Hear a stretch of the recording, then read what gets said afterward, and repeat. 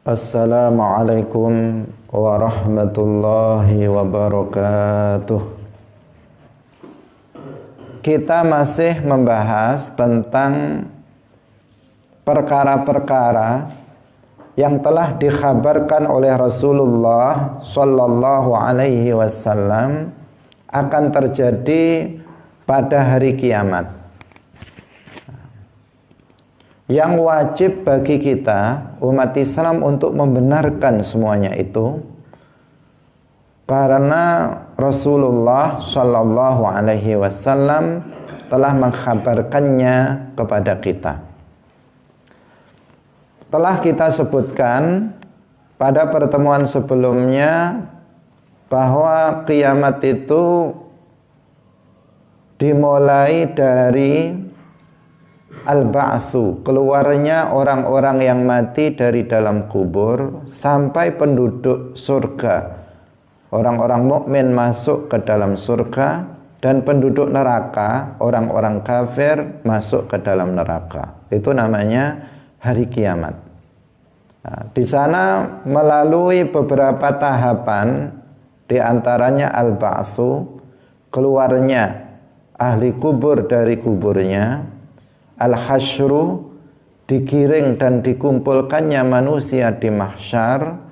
Kemudian yang berikutnya adalah hisab, yaitu hari di mana amal perbuatan manusia diperlihatkan, ditunjukkan kepada manusia. Manusia harus mempertanggungjawabkan setiap amal yang dia lakukan, sekecil apapun. Kemudian ada pahala, ada azab. Nah, hari ini kita menjelaskan tentang salah satu yang juga terjadi pada hari kiamat, yaitu al-mizan. Mizan artinya adalah timbangan yang dipergunakan untuk menimbang amal perbuatan manusia nanti pada hari kiamat. Jadi mizan adalah timbangan yang dipergunakan untuk menimbang amal perbuatan hamba, amal perbuatan manusia nanti pada hari kiamat. Nah, timbangan tersebut mirip dengan timbangan di dunia, yaitu dia ada satu tiang di tengah, kemudian ada satu piringan timbangan atau neraca timbangan di kiri dan di kanan. Nah, seperti timbangan yang ada di bumi ini. Tetapi bentuk dan ukurannya sangat besar sekali. Nah, ini namanya al-mizan. Nah, amal perbuatan manusia nanti pada hari kiamat itu akan ditimbang antara amal perbuatan yang baik dan amal perbuatan yang buruk. Amal perbuatan baik diletakkan di satu neraca timbangan, dan amal perbuatan yang buruk diletakkan di satu neraca timbangan yang lainnya. Nah, maka manusia ketika ditimbang amal perbuatannya nanti, itu terbagi menjadi 3 kelompok. Tapi sebelumnya perlu diketahui bahwa para ulama berbeda pendapat tentang apa yang nanti ditimbang itu. Karena jika amal itu kan merupakan sifat, tidak bisa ditimbang.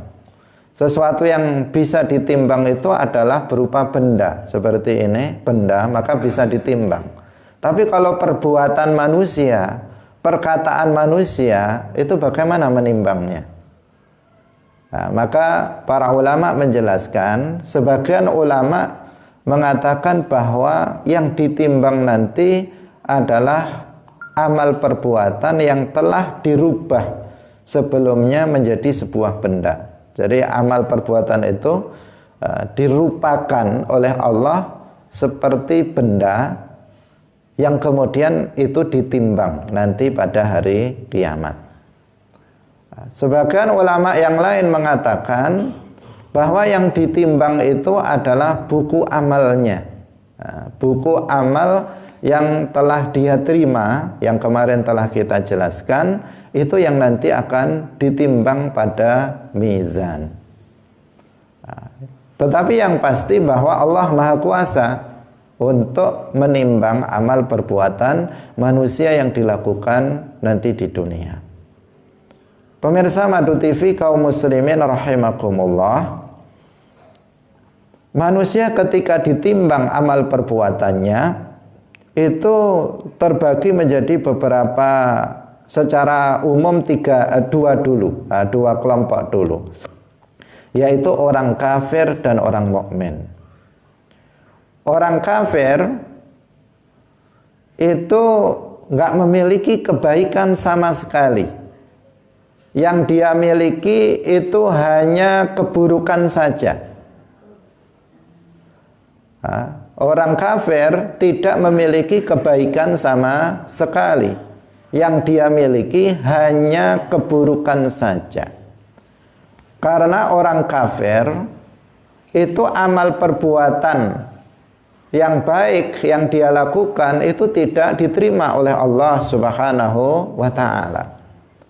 Kalau ada orang kafir misalnya membangun masjid, ada orang kafir bersedekah, ada orang kafir misalnya membangun pondok pesantren, menyantuni anak yatim, maka amal ini tidak diterima oleh Allah, tidak ada pahalanya. Sehingga nanti di akhirat seorang kafir itu tidak memiliki kebaikan satupun, nggak ada sedikit pun kebaikan yang mereka dapatkan. Nah, karena amal kebaikan yang dilakukan oleh seorang kafir itu sudah dibalas di dunia. Dalam hadis disebutkan wa ammal kafiru fayut'amu bihasanatihi fid dunya. Sedangkan orang kafir itu kebaikan-kebaikannya itu sudah dibalas di dunia. Dia diberi makan di dunia itu sebagai balasan atas kebaikan yang dilakukan. Hatta idza afdha ilal akhirah falaisa lahu minha nasib. Sehingga ketika dia telah sampai di akhirat nanti, maka dia tidak memiliki bagian sedikit pun dari kebaikan yang dia lakukan karena sudah diberikan di dunia. Itu kalau orang kafir. Sehingga apa? Orang kafir di akhirat satu pun tidak mempunyai kebaikan. Nah, maka ketika amal perbuatan mereka ditimbang, berarti neraca timbangan yang berisi kebaikan ini kosong. Sementara neraca timbangan yang berisi keburukan itu penuh, penuh dengan keburukan. Nah, maka berarti apa? Kalau timbangan ya anjretnya anjret kepada keburukan, sehingga orang kafir ini langsung masuk ke neraka. Ini untuk orang kafir. Kemudian yang kedua, orang mukmin, orang Islam, orang yang mati dalam keadaan muslim, orang yang mati dalam keadaan beriman. Maka di sini ada 3 kelompok. Yang pertama adalah orang-orang yang soleh, orang-orang yang bertakwa, yang senantiasa menjalankan kewajiban dan senantiasa meninggalkan perkara yang diharamkan. Maka ketika amal perbuatannya ditimbang, jadi perlu kita ketahui bahwa orang mukmin pasti punya kebaikan. Jadi orang mukmin, sebejat-bejatnya orang mukmin itu punya kebaikan. Kenapa? Karena ketika dia beriman itu sudah kebaikan yang paling utama. Rasulullah bersabda, afdalul a'mali imanun billahi wa rasulih. Amal perbuatan yang paling utama itu adalah iman kepada Allah dan Rasulnya. Maka ketika seseorang hanya beriman saja tanpa berbuat kebaikan-kebaikan yang lain, dia sudah punya kebaikan. Maka seorang mukmin pasti memiliki kebaikan. Nah, kita kembali lagi. Orang mukmin yang soleh, yang bertakwa, maka ketika ditimbang amal perbuatan yang baik diletakkan di satu neraca, dan saat amal perbuatan buruk diletakkan di neraca yang lain, maka di sini apa? Kebaikannya mengungguli keburukannya. Nah, kebaikannya mengungguli keburukannya, maka dia langsung akan masuk ke dalam surga. Dosa-dosa dia diampuni oleh Allah Subhanahu wa ta'ala. Karena orang yang bertakwa, orang soleh juga memiliki dosa. Karena selain para nabi, manusia itu tidak maksum dari dosa. Mungkin saja melakukan dosa, baik kecil maupun dosa besar. Tetapi jika dia tergolong sebagai orang yang mati dalam keadaan bertakwa, artinya kebaikannya jauh lebih banyak dari keburukannya, maka keburukan-keburukan itu, kemaksiatan-kemaksiatan itu, dosa-dosa itu diampuni oleh Allah Subhanahu wa ta'ala, dan dia langsung masuk ke dalam surga. Sehingga pernah kita sampaikan bahwa kunci dari masuk surga tanpa azab adalah takwa. Karena orang yang bertakwa, keburukan-keburukannya, kemaksiatan yang pernah dilakukannya akan diampuni oleh Allah Subhanahu wa ta'ala. Kemudian yang kedua adalah orang fasik. Orang fasik itu adalah orang mukmin tetapi dia melakukan dosa besar. Orang mukmin tetapi dia melakukan dosa besar. Ini namanya orang fasik. Misalnya ada orang Islam tapi sering meninggalkan sholat 5 waktu. Terkadang sholat ditinggalkan. Orang mukmin tetapi dia minum khamr. Orang mukmin tetapi dia berzina dan mati belum bertaubat dari dosa-dosanya itu. Maka dia dikatakan mukmin fasik. Orang mukmin yang fasik, maka dosanya itu mengungguli kebaikannya. Keburukannya lebih unggul dari kebaikannya. Ketika ditimbang, yang satu diletakkan kebaikan, yang satu diletakkan keburukan, keburukannya lebih unggul daripada kebaikannya. Ini orang mukmin yang fasik. Maka nasib dia di akhirat tergantung kepada masyiatillah, tergantung kepada kehendak Allah.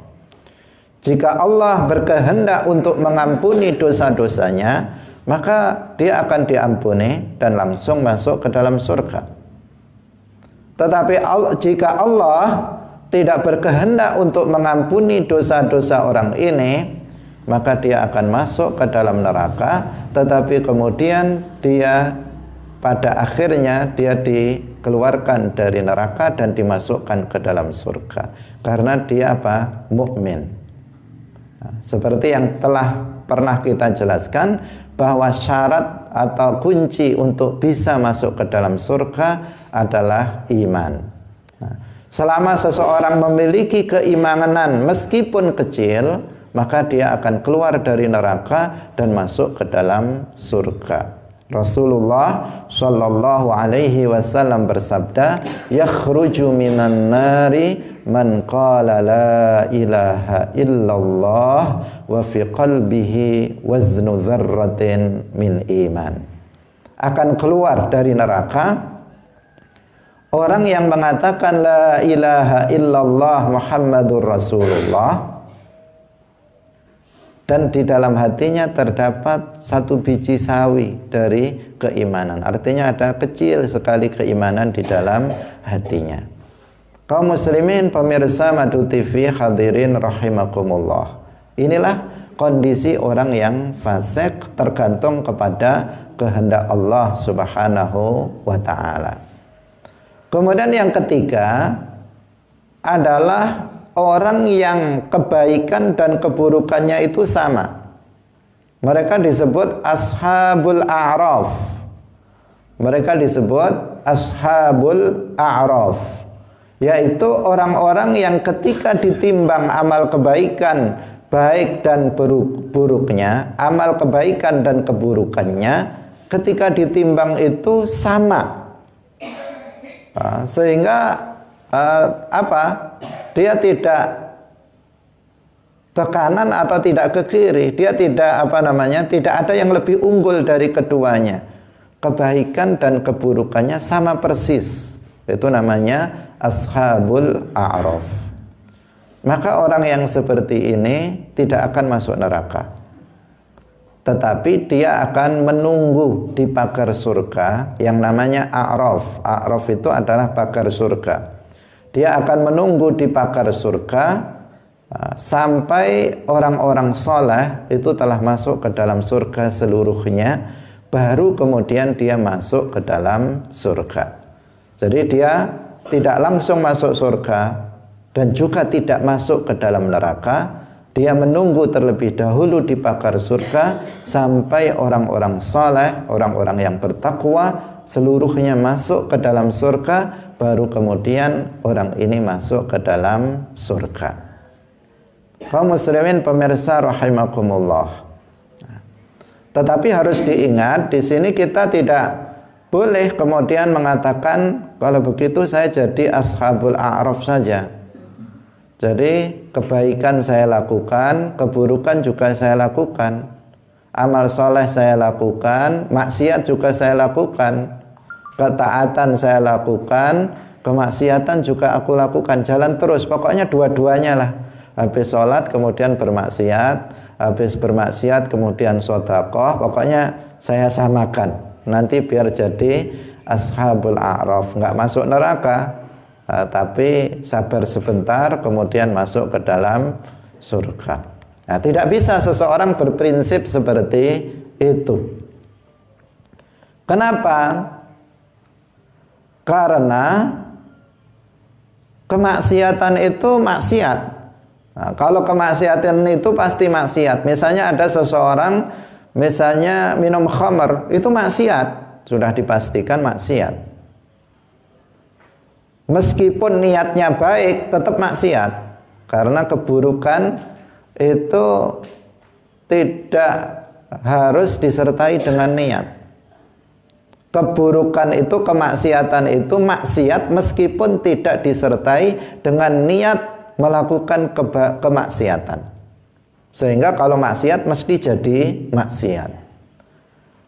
Tetapi kalau amal kebaikan belum tentu jadi amal kebaikan, karena bisa jadi tidak diterima oleh Allah Subhanahu wa ta'ala karena disertai dengan unsur riya. Misalnya seseorang sholat, apakah itu jadi amal kebaikan? Belum tentu, terkadang bisa jadi dosa. Seperti yang kita lakukan pagi hari ini pahalanya sangat besar, tetapi bagi sebagian bisa menjadi dosa jika seseorang melakukannya riya, bukan karena Allah Subhanahu wa ta'ala.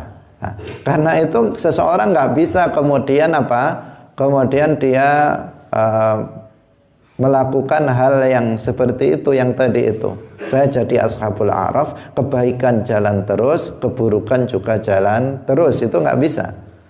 Karena bisa jadi nanti dia melakukan kebaikan tapi ternyata keburukan, dikira kebaikan ternyata keburukan. Akhirnya keburukannya jauh lebih banyak daripada kebaikannya.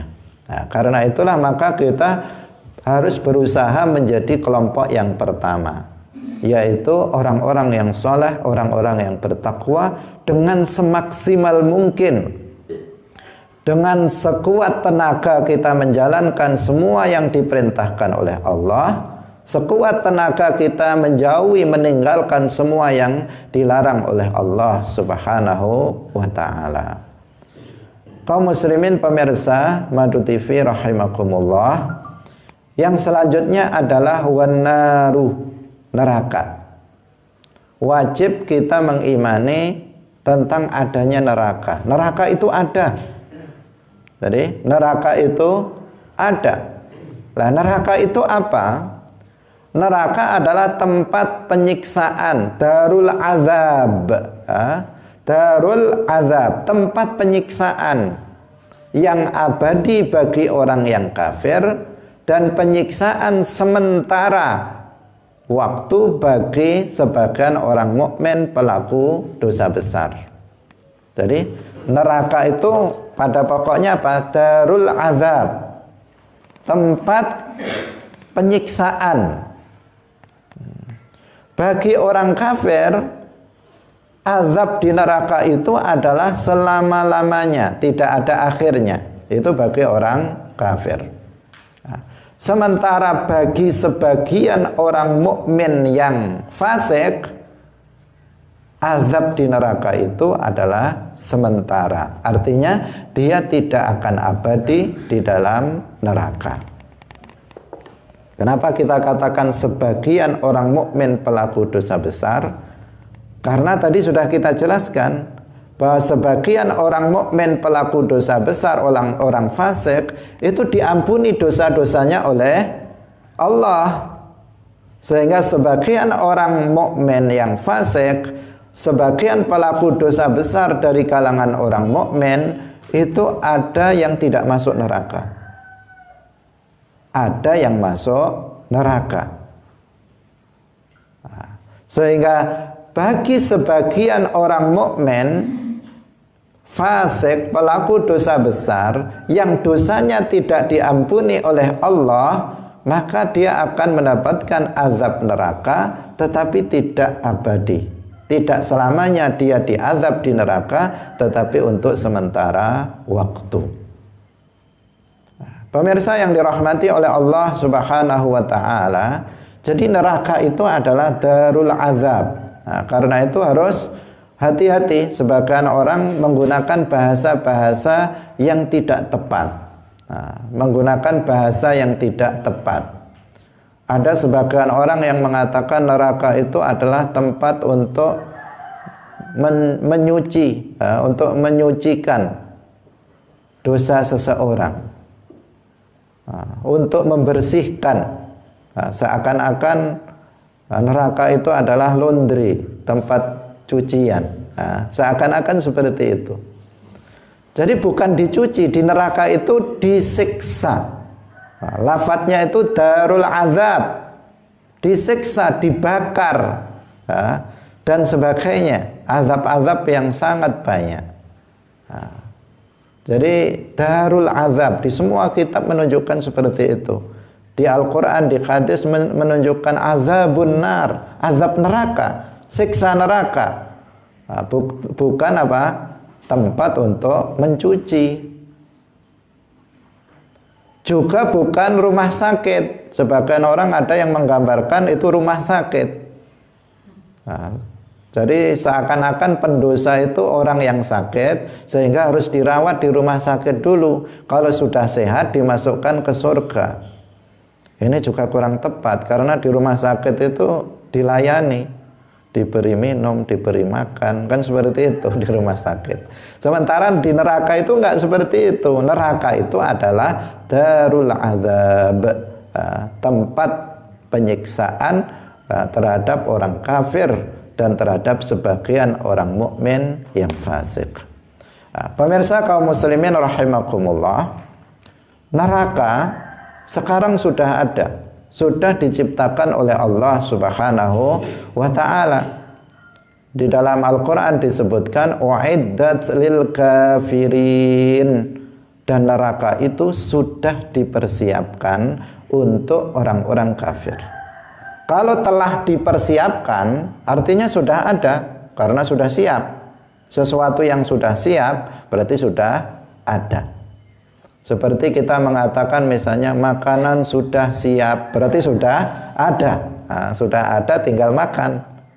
Nah, dalam Al-Quran disebutkan u'iddat lil kafirin, neraka itu sudah disiapkan untuk orang kafir. Artinya neraka itu sudah ada. Maka kita meyakini bahwa neraka sudah ada. Sudah makhlukatun, sudah diciptakan oleh Allah Subhanahu wa ta'ala. Bukan akan diciptakan nanti, bukan, tetapi sekarang neraka sudah ada. Nah, di mana letaknya? Yaitu di bawah bumi ketujuh, tanpa menempel pada bumi yang ketujuh. Allah Subhanahu wa ta'ala menciptakan bumi sebanyak 7 buah. Bukan 7 lapis, tetapi 7 buah. Karena ada yang memahami seperti kue lapis, bumi itu 7 lapis. Bumi itu 7 buah, ada bumi 1, bumi 2, bumi 3, bumi 4 sampai bumi yang ke-7. Ada 7 bumi. 7 bumi itu di bawahnya tanpa menempel dengan bumi yang ke-7 itu adalah letak neraka.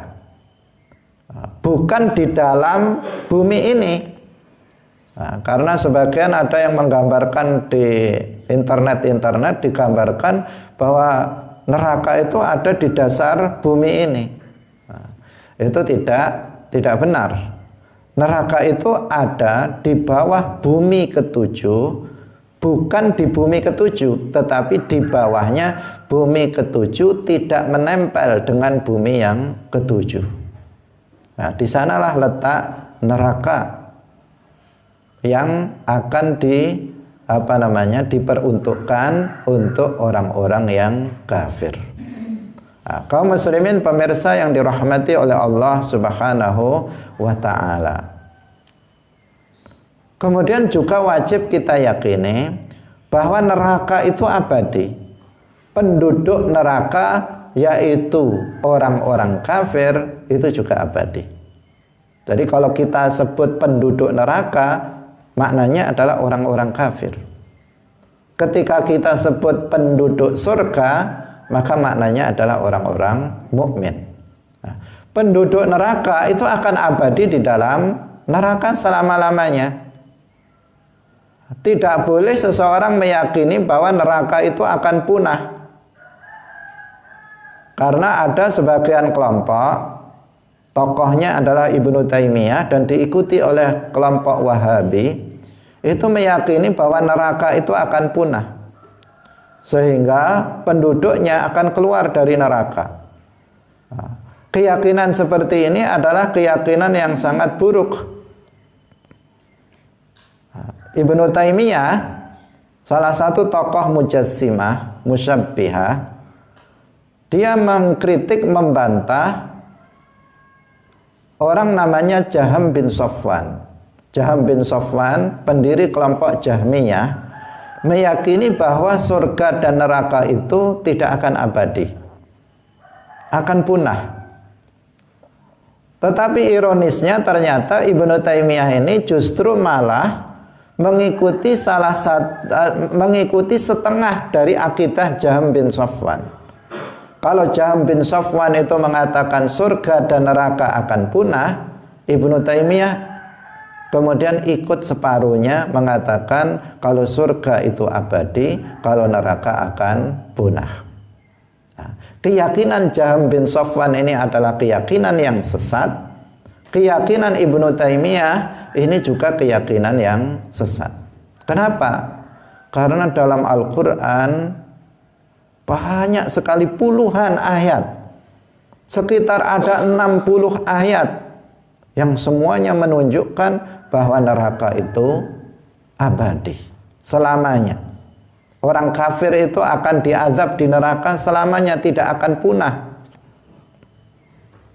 Misalnya ayat Allah Subhanahu wa ta'ala berfirman, innallaha la'anal kafirina wa a'adda lahum sa'ira khalidina fiha abada la yajiduna waliya wala nasira.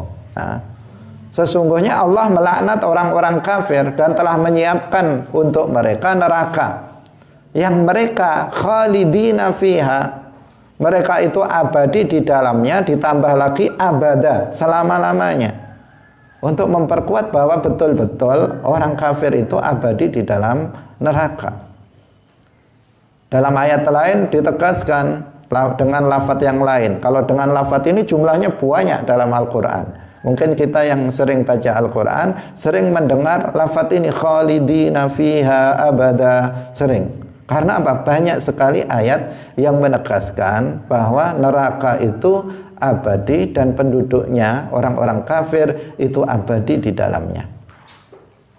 Ada lafaz yang lain misalnya wa ma hum bi kharijina minan nar, wa ma hum bikharijina minan nar, dan tidaklah mereka orang-orang kafir itu akan keluar dari neraka. Artinya orang kafir dia akan abadi di dalam neraka. Inilah keyakinan Ahlus Sunnah wal Jamaah. Nah, hati-hati dengan keyakinan yang menyimpang dari ini, bertentangan dengan ayat Al-Quran, bertentangan dengan hadis. Dalam hadis disebutkan bahwa ketika seluruh penduduk surga itu telah masuk ke dalam surga dan penduduk neraka itu telah masuk ke dalam neraka, maka kemudian kematian didatangkan dalam bentuk kambing, kibas, kemudian disembelih kematian itu sebagai simbol bahwa kematian sudah mati, sudah nggak ada lagi. Kemudian diserukan kepada penduduk surga, khuludun la maut, khuludun la maut, khuludun la maut, abadi, tidak akan ada kematian lagi. Sehingga penduduk surga bertambah gembira ketika mendengar seruan ini. Dan juga diserukan kepada penduduk neraka, khuludun la maut, khuludun la maut, khuludun la maut, abadi, tidak akan ada kematian lagi. Maka orang-orang kafir penduduk neraka semakin sedih mendengar ini, karena mereka mengetahui bahwa azab yang mereka dapatkan tidak akan pernah berhenti selama-lamanya. Wal'iyadzubillah. Kaum muslimin pemirsa yang dirahmati oleh Allah Subhanahu wa taala. Al-Qur'an mengatakan bahwa neraka itu abadi. Hadis mengatakan bahwa neraka itu abadi. Ijma' dari umat Islam, kesepakatan dari seluruh umat Islam juga mengatakan bahwa neraka itu abadi. Maka jika ada seseorang yang mengatakan neraka itu tidak abadi, maka perkataan ini perkataan yang tidak mu'tabar, perkataan yang sampah, yang tidak bisa digunakan, yang tidak bisa didengar, tidak bisa dipercaya. Nah, kaum muslimin pemirsa rahimakumullah, yang selanjutnya adalah as-sirat. As-sirat, sirat adalah jembatan. As-sirat adalah jembatan, yaitu jembatan yang dibentangkan di atas neraka jahanam. Salah satu ujungnya ada di al-ardul mubaddalah, bumi yang pengganti setelah bumi ini dihancurkan, dan ujung yang lain itu di tempat sebelum surga. Jadi ini namanya sirat atau jembatan. Jembatan ini dibentangkan di atas neraka jahanam. Artinya kalau jatuh ya jatuh ke neraka. Nah, jembatan yang dibentangkan di atas neraka jahanam, satu ujungnya itu di bumi yang telah bumi pengganti dari bumi ini. Karena setelah manusia itu dibangkitkan dari kuburnya, jadi setelah manusia dibangkitkan dari kuburnya di bumi ini, karena kita dikuburkan di bumi ini, bumi yang ada sekarang ini. Setelah manusia itu dibangkitkan dari dalam kuburnya, kemudian manusia ini dipindahkan di tempat gelap di dekat sirat. Di tempat yang gelap di dekat sirat. Setelah itu bumi ini dihancurkan oleh Allah Subhanahu wa ta'ala. Setelah itu Allah Subhanahu wa ta'ala membuat bumi yang baru. Allah menciptakan bumi yang baru yang biasa disebut dengan al-ardu al-mubaddalah. Al-ardu al-mubaddalah, bumi pengganti dari bumi ini. Bumi baru ini sifat-sifatnya tidak sama dengan bumi kita ini. Kalau bumi kita ini ada gunungnya, ada jurangnya, ada lembahnya, ada sungainya, ada lautnya. Tetapi kalau bumi yang baru ini itu tidak. Dia datar, tidak ada gunung, tidak ada lembah, tidak ada sungai, tidak ada laut. Nah, semuanya tanah yang datar berwarna putih. Nah, berwarna putih seperti perak. Itu bumi yang baru. Disitulah manusia kemudian dihisab. Di tempat itulah, di bumi yang baru inilah manusia kemudian dikumpulkan dan dihisab oleh Allah Subhanahu wa ta'ala. Nah, as-sirat itu adalah jembatan, jembatan yang satu ujungnya itu berada di bumi yang baru ini, al-ardul mubaddalah. Kemudian satu ujungnya lagi itu di tempat sebelum surga, di bawahnya itu adalah neraka. Namanya apa? As-sirat, jembatan. Tapi penyebutannya bukan as-siratul mustaqim, sirat saja. Karena salah kaprah sebagian orang menyebutnya kita menyeberang siratul mustaqim. Kalau siratul mustaqim dalam ayat ihdinas siratal mustaqim itu artinya agama Islam. Jalan yang lurus itu agama Islam. Bukan sirat yang dilewati nanti pada hari kiamat. Nah, yang nanti dilewati pada hari kiamat itu as-sirat saja tanpa mustaqim. Nah, jadi sirat. Nah, jadi semua orang itu nanti akan melewati sirat. Orang kafir dan orang mukmin semuanya harus menyeberangi sirat itu. Orang yang menyeberangi sirat nanti tergantung kepada amal perbuatannya. Karena sirat ini luas tetapi licin. Perkataan sebagian sahabat yang mengatakan bahwa as-siratu ahaddu minas sayf wa adaqqu minas sya'rah. Ini tidak dalam makna yang hakiki. Perkataan sebagian sahabat yang mengatakan bahwa sirat itu lebih lembut dari rambut dan lebih tajam daripada pedang. Ini maknanya bukan hakikat dari benda sirat itu lebih kecil dari rambut, enggak. Karena disebutkan dalam hadis bahwa sirat itu adalah dahdun mazallah. Luas tetapi licin. Luas tetapi sangat licin yang bisa menggelincirkan kaki yang melewatinya. Adapun makna perkataan dari sebagian sahabat yang tadi kita sebutkan, adaqqu minas sya'rah wa ahaddu minas sayf, maknanya adalah lisyiddati khatariha, lisyiddati khatarihi, karena sangat bahayanya melewati sirat ini sehingga digambarkan seperti itu. Jadi itu menggambarkan betapa berbahayanya melewati sirat ini. Sebagaimana kalau orang rambut, apa ada orang bisa melewati sebuah rambut, menyeberangi? Tidak bisa. Artinya saking bahayanya sirat ini sehingga digambarkan lebih tajam daripada pedang, lebih kecil daripada rambut. Tetapi hakikat dari benda sirat itu tidak seperti itu. Tetapi dahdun mazallah, lebar tetapi licin. Bagaimana kita melalui jalan yang licin, maka akan membahayakan, bisa terpeleset dan jatuh.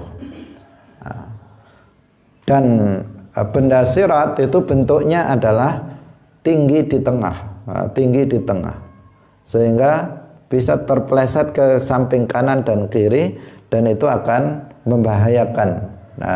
Dia nanti untuk jatuh, padahal di bawahnya itu adalah neraka. Kaum muslimin pemirsa rahimakumullah, dan jatuhnya bukan pendek, neraka ada jauh di bawah.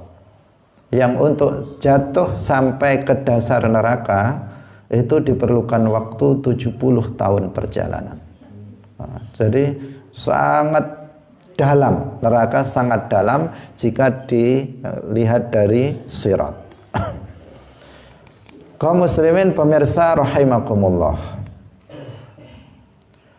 Orang yang melalui sirat ini itu terbagi menjadi beberapa kelompok. Yang pertama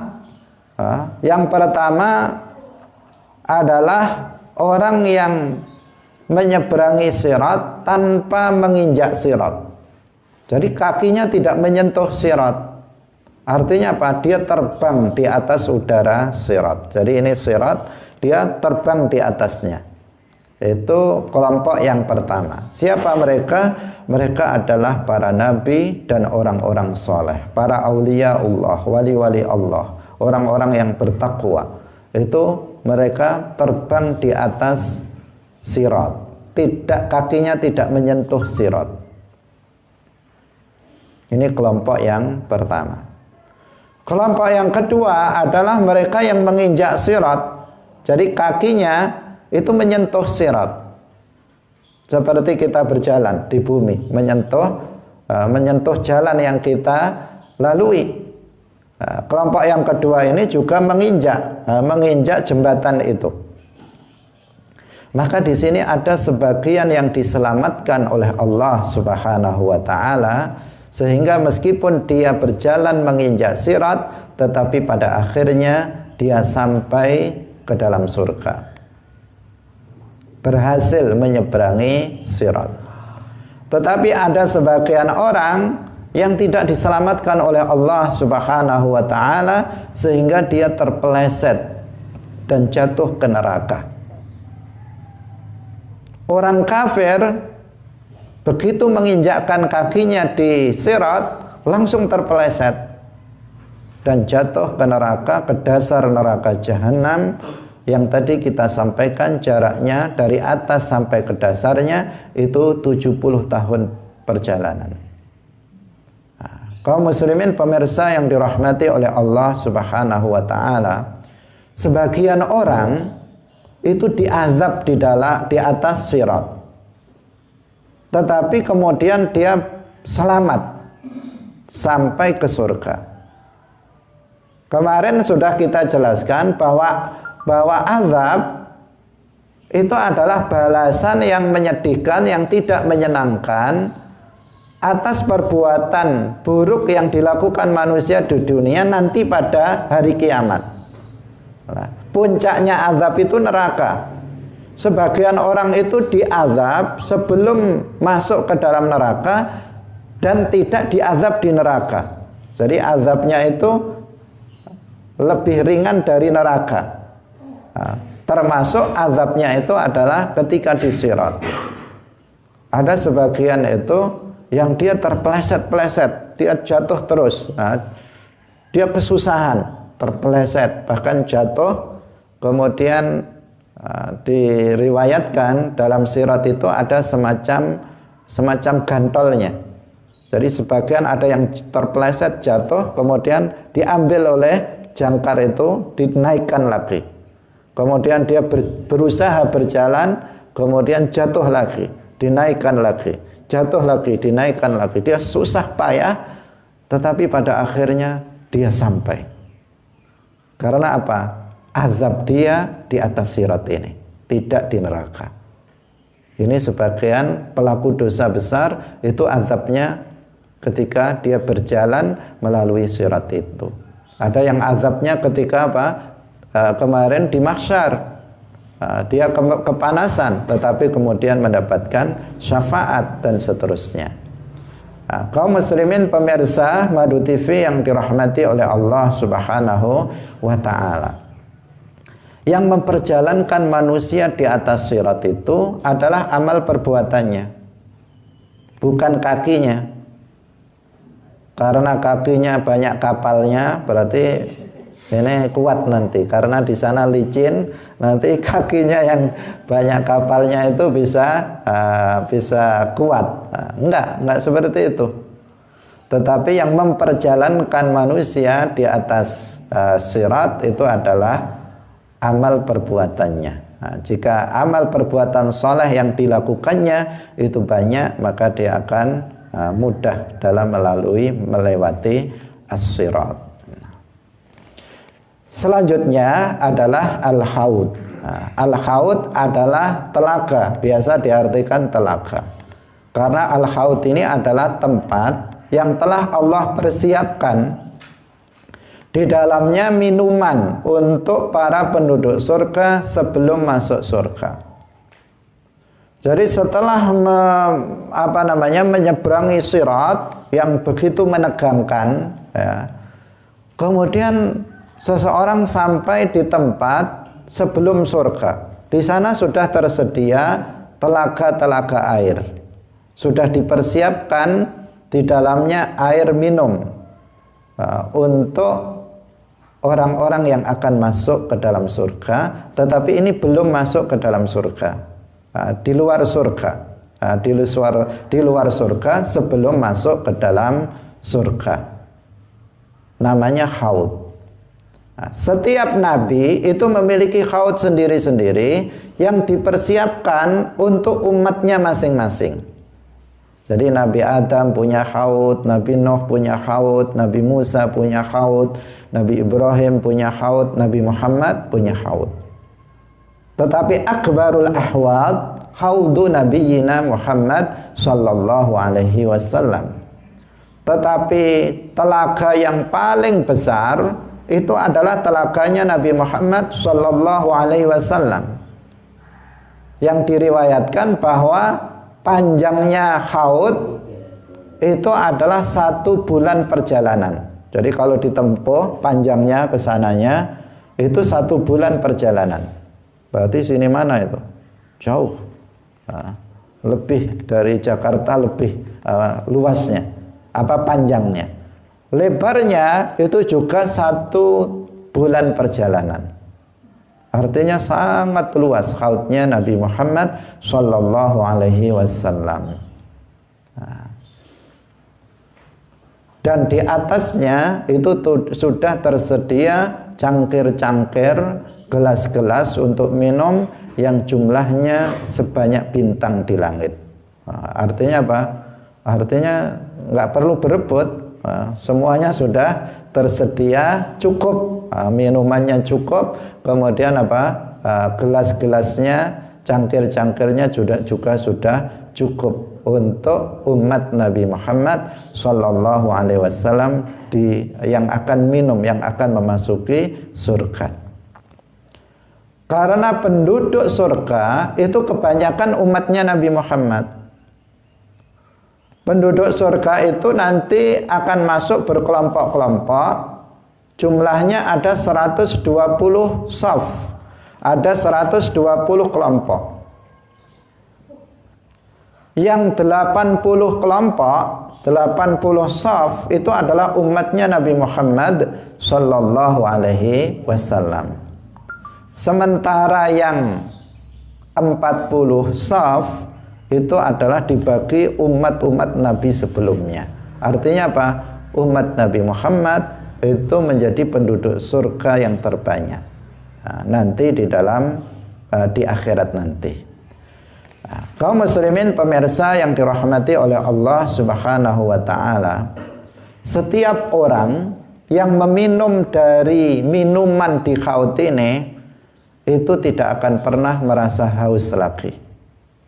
Jadi begitu minum itu sudah, setelah itu nggak pernah merasa dahaga, nggak pernah haus. Kenapa? Karena air haud itu adalah air yang dialirkan dari dalam surga. Jadi air haud itu dia ada di luar surga, tetapi airnya itu dialirkan dari dalam surga. Sehingga orang yang meminum dari telaga haud ini, telaga ini, itu sudah nggak pernah merasa haus lagi selama-lamanya. Kemudian muncul pertanyaan, lalu kenapa orang penduduk surga minum di dalam surga? Jawabannya adalah taladzzudzan. hanya sekedar untuk bersenang-senang saja, berenak-enak, bernikmat-nikmat, bukan karena haus. Pendekatannya misalnya di dunia ini, apakah setiap kita minum itu karena haus? Seringkali enggak. Kita sudah minum banyak tadi di rumah, kemudian di jalan lihat es tebu atau es degan atau es buah misalnya. Kemudian kita pengen membelinya. Untuk apa kita membelinya? Hanya untuk bersenang-senang saja, bukan karena haus. Nah, di dalam surga orang minum dengan minuman-minuman insya Allah nanti kita ceritakan, itu bukan karena haus, tetapi untuk bersenang-senang. Kenapa? Ketika manusia minum dari air haud di telaga ini, itu sudah tidak akan merasakan kehausan lagi selama-lamanya. Karena air haud dialirkan dari dalam surga. Kaum muslimin pemirsa yang dirahmati oleh Allah Subhanahu wa taala, inilah beberapa hal yang harus kita yakini. Insya Allah masih ada lagi beberapa hal yang harus kita yakini terkait dengan hari kiamat, yaitu syafaat, kemudian surga. Insya Allah akan kita bahas besok. Semoga Allah Subhanahu wa taala memasukkan kita semuanya ke dalam surga Allah Subhanahu wa taala dan membebaskan kita dari azab neraka. Semoga bermanfaat. Wallahul muwaffiq ila aqwamit thoriq. Wassalamualaikum warahmatullahi wabarakatuh.